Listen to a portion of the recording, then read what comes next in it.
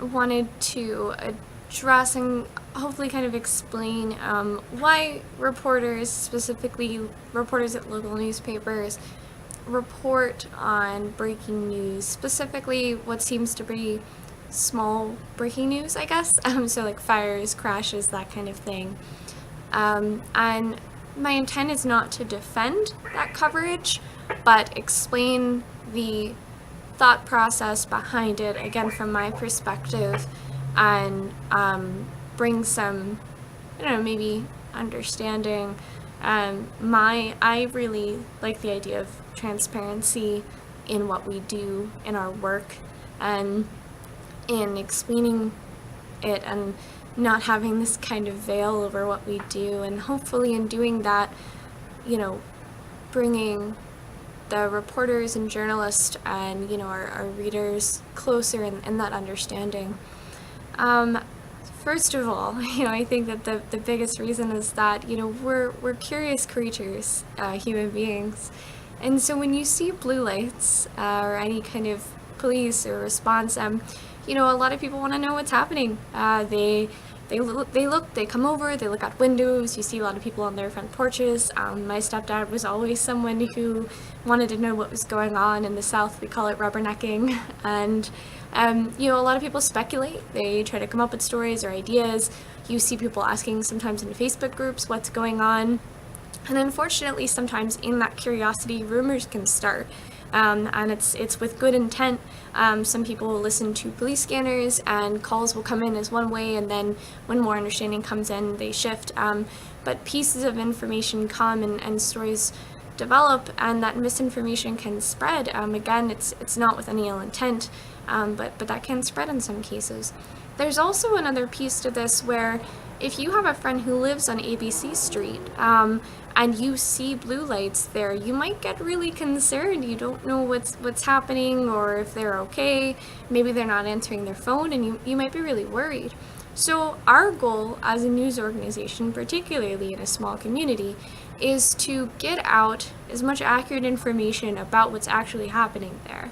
From my perspective, it helps to quell some of those rumors that they may or may not be happening, or any worries of people who are concerned, about what's going on. And in that, having names of people involved helps clear the air. Again, if you have a friend who lives on ABC Street and you see names in the story, you can kind of breathe a sigh of relief in that, they're just not answering their phone because they're sleeping or whatever. As a rule of thumb, as news organizations, a lot of times police departments will not give us names. Until family have been notified, they will tell us that if we ask, and they'll say, well, we're still notifying family or next of kin when people have been injured or something like that. But whenever they give us names, or if they do, if they choose to do that, then we have it, we report it. That's kind of just how it works. Unfortunately, in some cases, not all family members or friends have been notified, and that's just, we don't know that.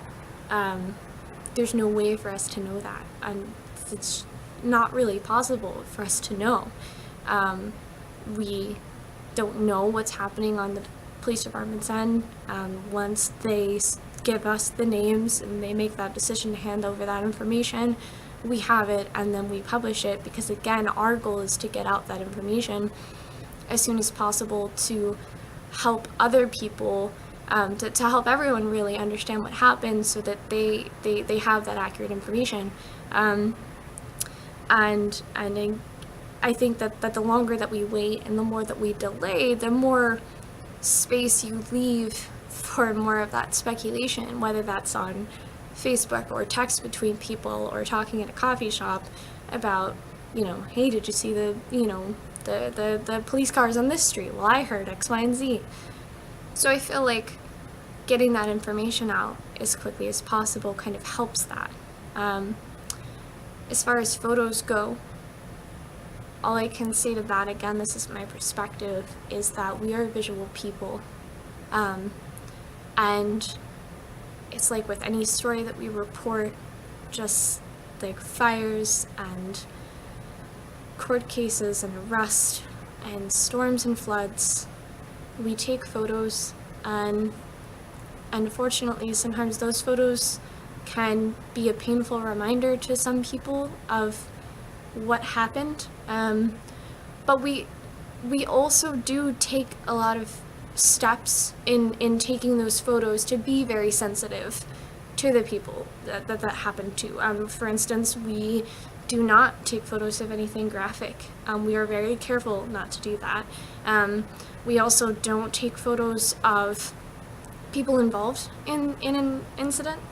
For instance, if we were to get to a scene quickly and someone was maybe being transported into an ambulance or something, we don't take a photo of that. So we're very careful, and we have rules and guidelines to be very sensitive to that, because we care about the people in our community. So the thing that I just wanted to get across as a reporter who covers this is that, myself and my colleagues who do this, I don't know of any reporter who is ever eager to run out to, a car crash or a fire or a crime scene or anything. And that's, not because we're, it's not, oh, well, that's, oh man, I don't want to do that today. It's, I know that I am well aware that it is likely the worst day of someone's life, or maybe many people's lives, and that my presence there is only making it that much harder. I'm aware of that when I'm covering something, and I know that my colleagues are as well.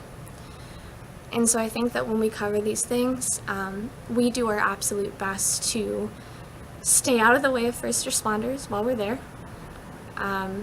gather all the information that we need to inform the public and hopefully quell any rumors that may or may not be out there. Be as sensitive as we absolutely can to the family and friends of anyone involved. And then maybe, if possible or applicable at all, tell any stories that may or may not be out there that could come from this, any bigger stories. If it's a crash, is it an intersection where there are a lot of crashes or near crashes? If it's, some kind of a crime or arrest, is there some kind of larger trend in this particular crime? If it's a fire or something, is there a story to be told about response times or something like that? Just thinking about, is there any kind of larger story to be told of this tragedy, or this unfortunate event that's affected this person or this family or this town? Just, we try to think about that, because it is a terrible tragedy, and if there's anything else that can come of it, we try to think about that. So that's just the thought process on our end,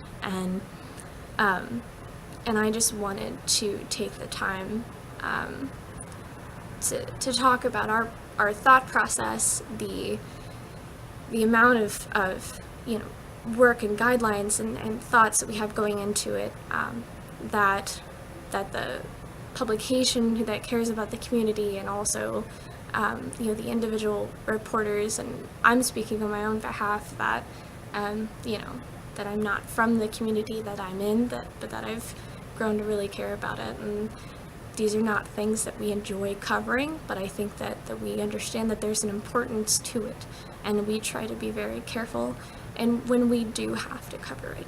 So I hope that, I'm not sure what I hope, but if this helps maybe grow some understanding, that would be nice.